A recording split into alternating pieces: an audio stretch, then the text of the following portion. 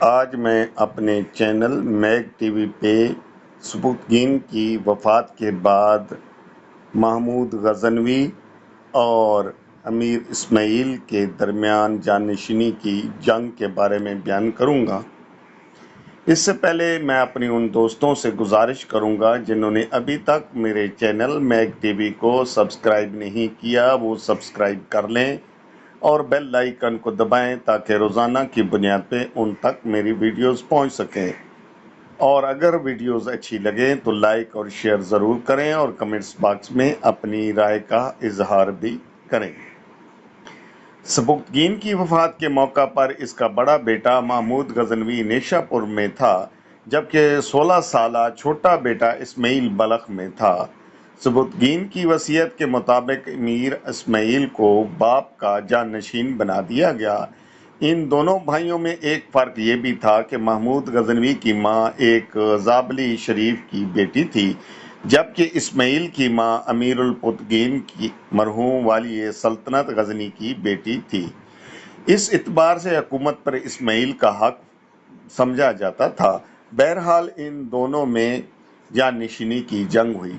محمود غزنوی کامیاب رہا، اسماعیل گرفتار ہوا اور ساری عمر قید میں رہا۔ جہاں اسے تمام سہولتیں دی گئیں، غزنی کی ریاست پر قبضہ کرنے کے بعد محمود غزنوی نے اپنی ریاست کو ایک عظیم سلطنت میں تبدیل کرنے کی جدوجہد شروع کر دی۔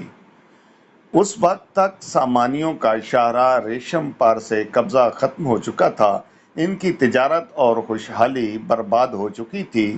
سامانیوں کی جگہ ان تجارتی ریاستوں پر ترکستان کے سردار ایلک خان کا قبضہ ہو چکا تھا، جس کی وجہ سے وہ بہت طاقتور ہو گیا۔ اس کا پایہ تخت کاشغر تھا۔ محمود غزنوی نے 997 عیسوی میں سامانیوں کی گرتی ہوئی سلطنت کو ختم کیا اور ہرات، بسط، بلخ اور خراسان پر اپنا اقتدار قائم کر لیا، اور ساتھ عباسی خلیفہ القادر باللہ کو اس نے اپنی اطاعت و خدمت کی پیشکش کا خط لکھا۔ چونکہ سامانی سلطنت پچھلے سالوں میں اتنی طاقتور ہو گئی تھی کہ خود خلیفہ کو اس سے خطرہ رہتا تھا، اور خلیفہ القادر باللہ عباسی 991 عیسوی سے 1031 عیسوی کی تخت نشینی کے موقع پر سامانیوں نے اس کی تخت نشینی خطرے میں ڈال دی تھی۔ لہٰذا خلیفہ القادر نے خوش ہو کر محمود غزنوی کو ایک قیمتی خلعت بھی بھیجی اور امین الملت و یمین الدولہ کا خطاب بھی دیا۔ سیاسی طور پر اس کا مطلب یہ تھا کہ اس علاقے میں سامانیوں کی بجائے اب محمود غزنوی براہ راست خلیفہ کا نمائندہ تھا۔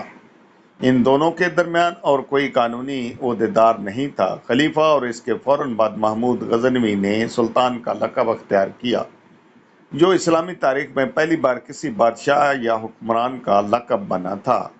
اس کے بعد محمود غزنوی نے ہرات اور سیستان کے حکمرانوں پر حملہ کر کے انہیں متی بنایا۔ 999 عیسوی میں اس نے کاشغر کے حکمران ایلک خان سے دوستی کی اور اس کی بیٹی سے شادی کر لی۔